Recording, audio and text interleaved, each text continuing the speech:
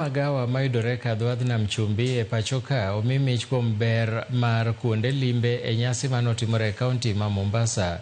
Mich gi geto yango tich makare michiwo e sekta mag welo ka jatend migawo mar limbe pachoka Rebecca Miano owacho ni parono geto keto Kenya kama kare e thuolo mamalo e ywayo jolimbe moa e pinje maoko mondo med yuto mar piny Kenya.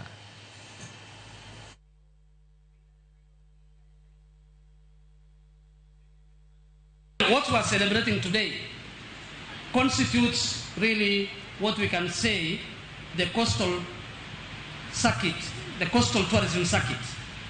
And it's so important that it is the ones that are attracting tourists to be able to come to this place. So we want to recognize you for your hard work, for your achievements, and for what you have done to ensure that our country remains the best destination to visit in tourism.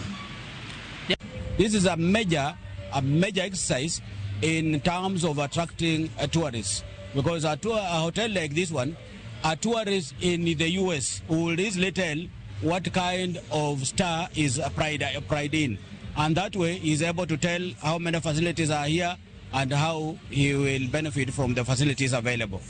And we just call upon all the stakeholders, especially the investors in the hotel industry, to support us, because as they support us, they will create employment for Kenyans. That there is quite a lot that we need to do as an authority in terms of bringing on board all the facilities so that they are able to be licensed, to be accredited. This is a precursor to qualification, to classification, and we are actually arguing all the facilities, investors inclusive, to be ready for a national classification exercise. So it is important that all of us prepare very well for this classification so that we are able to take tourism to the next level. We're happy to be here. We celebrate our gold win, and we promise to make sure that the quality is maintained throughout. We took our time to make sure that quality is maintained.